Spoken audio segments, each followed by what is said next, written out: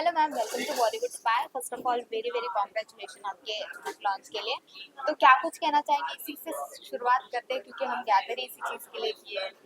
Thank you so much. सबसे पहले तो Bollywood Spy for joining us on my this big day, and it's just not big day for about this book. शब्दों में अनेकता एकता संग. But parallelly, it's my father's birthday. So on my father's birthday, I'm launching my first book, which is called Shabdon Mein Anekta Ekta Sang Volume 1. So now this day becomes big time for me, and I'm so glad you are a part of my this journey of this launch, and दिल से बहुत सारा आभार है. Ma'am, तेरे मेरे सपने की राधा से लेकर इस राइटर तक का सफर, क्या कहेंगे अपनी जर्नी के बारे में? पहले से ही सोच के रखा था कि राइटिंग में जाना है या फिर अचानक से ये hobby I? First of all, this is not hobby. दूसरा, ये जो जर्नी है मेरी, उसमें कोई भी चीज़, कोई सा भी पड़ाव डिसाइडेड नहीं था. Not even acting. तो राइटिंग भी कोई डिसाइडेड या मेरी हॉबी भी नहीं है, और ना ही ये तय था कि मुझे ये करना है. ये बहुत इनहेरेंट और इनबिल्ट चीज़ें जो होती हैं, जो इत्तू सी भगवान डालता है. बाकी बाय द टाइम वो ग्रो होती जाती है, फिर आपको रियलाइज होता है तो आप पॉलिश करने लगते हो, और जिन्हें नहीं रियलाइज होता है वो नहीं पॉलिश करते हैं. तो ये मेरे इनबिल्ट है सिस्टम में. और फिर DNA. My father was gold medallist in dramatics.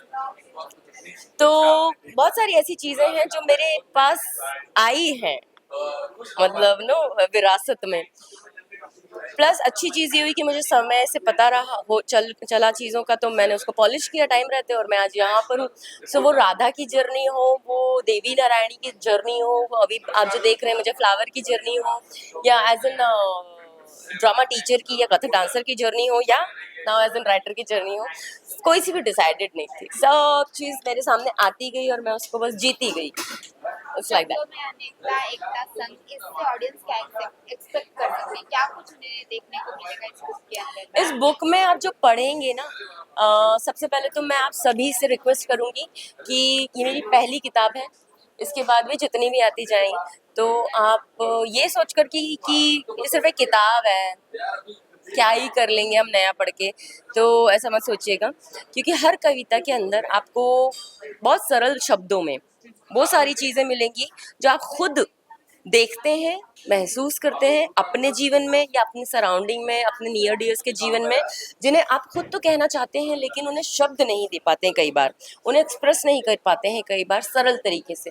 तो इस किताब में जितना भी कुछ आप पाएंगे वो सब कुछ बहुत सरल तरीके से आप ही के जीवन से उठा करके लिखा गया है. और इसमें ऐसा कुछ भी नहीं जो मेरे जीवन का है या ना. No, nothing. It's all about that feelings, that महसूस जो मैंने किया अपने इर्द गिर्द के लोगों को या घटनाओं को.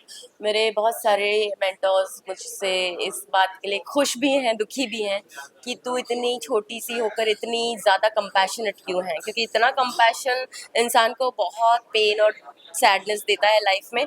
और वो बीइंग एल्डर ब्लेसिंग देना चाहेंगे, ना कि आपके लिए इस तरह की चीज़ें देख करके कि यार बच्चा है, बच्चे के अंदर लाइफ में सैडनेस नहीं होनी चाहिए. तो हाँ, वो खुश भी हैं मेरी ग्रोथ को देखते हुए, मेरे टैलेंट्स को देखते हुए, लेकिन दुखी भी हैं कि ये चीज़ें इंसान को कहाँ सैडनेस दे जाती है.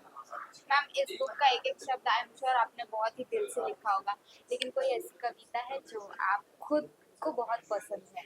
सारी कविताएं मुझे बहुत पसंद है. Just help me with this mic thing please. मैं आपको एक छोटी सी पोएम पकड़िए तो मैं आपको सुनाती हूँ. आ जाइए थोड़ा सा ऊपर तो आपके लिए आसान रहेगा. सी, मैं आपको, बहुत सारी हैं तो मैं सबसे छोटी वाली, देयर इज एहसास.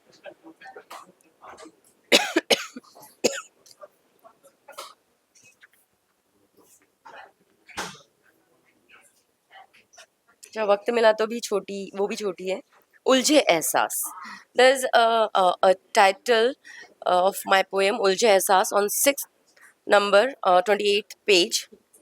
आपको एक आइडिया मिलेगा किस तरह की लिखावट है इस बुक के अंदर या किस तरह का मैं लिखती हूँ. So on page number 6 you will get this picture and this poem.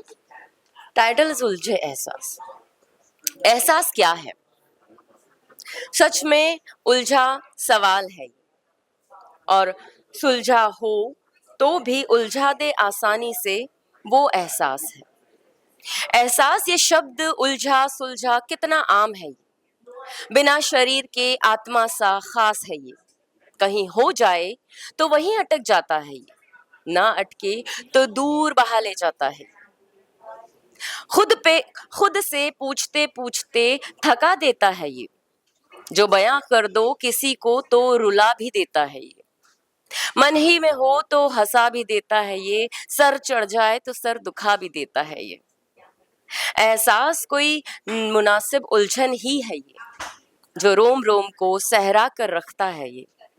रख दूं जो परे हर एहसास को, सब हल्का महसूस कराता है ये, और जो संग रखो तो सांसों को भी भारी रखता है ये। उलझे एहसास। So this is a sort of writing in my book, in my poems. बहुत सरल शब्दों के साथ मैं उन बातों को कहना चाह रही हूँ हर अपनी राइटिंग में, जो हर इंसान महसूस तो करता है बट कह नहीं पाता आसानी से, और खोजता ही रह जाता है उन बातों को कहने के एक्सप्रेशन को, कि मैं कैसे कहूँ किसी बात को। तो या that is what I try to you know put it in my poem. So please do go on Amazon and Flipkart, buy it, read it, and please share your thoughts. That those your thoughts will be award for me, for any writer. Ma'am it was lovely poem, लेकिन आप जिस show का part थी वो अभी of air होने वाला है। ऑफ एयर होने वाला है तो थी मैम। Okay. तो उसके बारे में क्या कहना चाहेंगे? दुख है या फिर खुशी है, क्या कहना? दुख जैसी चीज को मैं बिलीव नहीं करती, मेरी डिक्शनरी में स्टैंड ही नहीं करती, बिकॉज हर चीज जो शुरू होती है उसका कहीं ना कहीं तो फुल स्टॉप होता ही है ना। और you should believe, never say never. कोई भी चीज रुकती है नए पड़ाव के साथ आने के लिए, है ना, नए दौर के साथ आने के लिए। तो ये एक ब्रेक है बेसिकली। आपको कभी हम मैं कह दूं आज कि ये ऐसा नहीं वैसा है, तो कल आप देखेंगे कि नए अंदाज में हम वापस आ गए, तो आप क्या करेंगे? तो इसलिए मैं ऐसा कुछ भी नहीं कहूंगी जो निराशावादी हो, जिससे आपको दुख हो, या क्योंकि अभी भी बहुत सारी चीज़ें ऐसी हैं जो कंप्लीशन पे नहीं है, जिस पे आप फुल स्टॉप लगा नहीं, जिस पे स्टैंप लगा नहीं है। ऑफिशियली बहुत सारी चीज़ें इनकम्प्लीट है अभी। तो till enjoy the journey of flower, फूल समझा नहीं, फ्लायर है मैं। डोंट फॉरगेट कि हर आर्टिस्ट की एक अपनी जर्नी होती है, और उस जर्नी का बहुत सारे अप्स एंड डाउन्स होते हैं, जैसे हमारे पर्सनल लाइफ में होते हैं वैसे ही प्रोफेशनल लाइफ में होते हैं। So we are just depicting real thing into real thing. तो उसको महसूस कीजिए जैसे मैं महसूस करती हूँ और लिखती हूँ, और प्यार देते रहिए, बहुत दुखी मत होइए, बिल्कुल भी मत होइए, क्योंकि एक दुखी होना अपने आप की एनर्जी को सक करना है। एंड आई वुड लव आप अपनी एनर्जी को बरकरार रखें, बूस्ट करें, हाई करें, ना कि उसे ड्रेन आउट करें। जी मैम, आप इंडस्ट्री का इतने साल से हिस्सा रह चुके हैं, लेकिन यहाँ पे अभी बिग बॉस रियलिटी शो का बहुत चर्चा है। आप देख रही हैं, फॉलो कर रही हैं? I'm so sorry.